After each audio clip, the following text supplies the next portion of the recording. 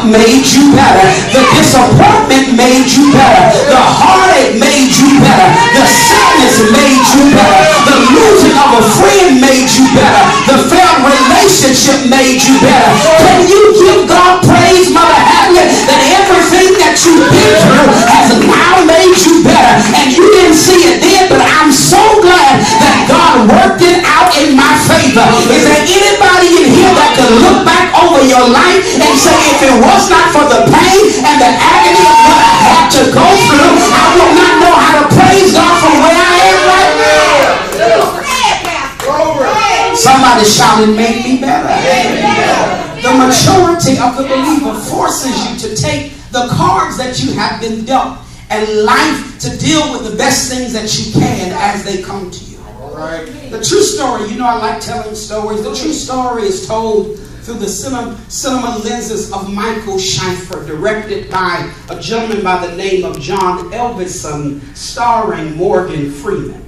In 1987, Eastside High School in Patterson, New Jersey is plagued with numerous problems, especially drugs and gang violence. Furthermore, the students score poorly on the state's test of minimum basic skills. And during the opening credit sequence, after a teacher is brutally beaten for trying to break up a fight, and the state legislator has recently passed a law proclaiming that schools who cannot meet minimum test requirements will be put in receivership. And the mayor at that time, Mayor Bachman, consults the school superintendent, Dr. Frank Napier, who suggests the school should hire elementary school principal Joe Lewis Clark, a.k.a. Crazy Joe, played by a man who was a teacher at Eastside High School for 20 years before that time.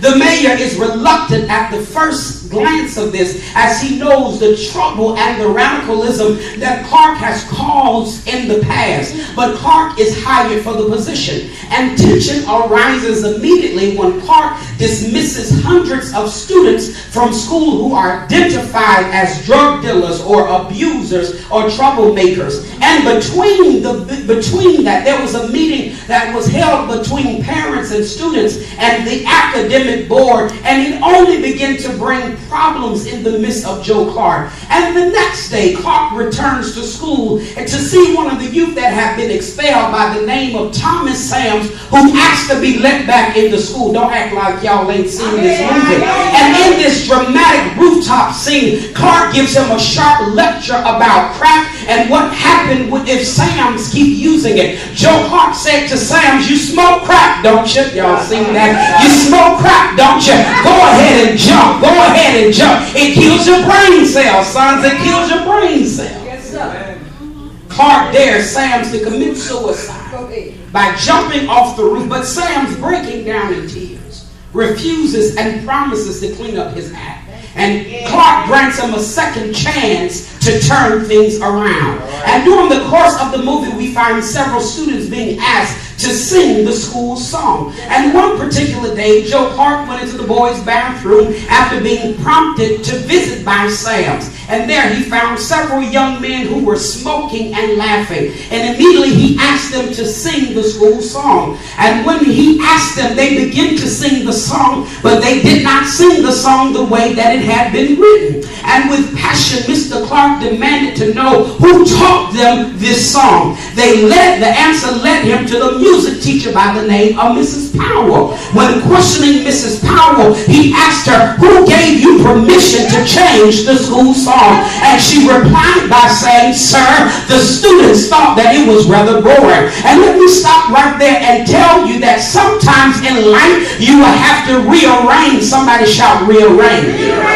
The things that you cannot get rid of. And if it's going to be in your life, I might as well enjoy it while it's in my life. And he finally said to her, take a bow, Mrs. Powell, for you have rewritten our school alma mater. And my brothers and sisters, you have to learn how to rewrite your pain into moments of praise. Y'all are quiet in here. Because if I have to live with it, I might as well have a moment where I can appreciate it. And my brothers and sisters, this brings us to our text this morning. Because in order to declare Genesis chapter 50, verse 20, you have to appreciate what happened in chapter 37. Because we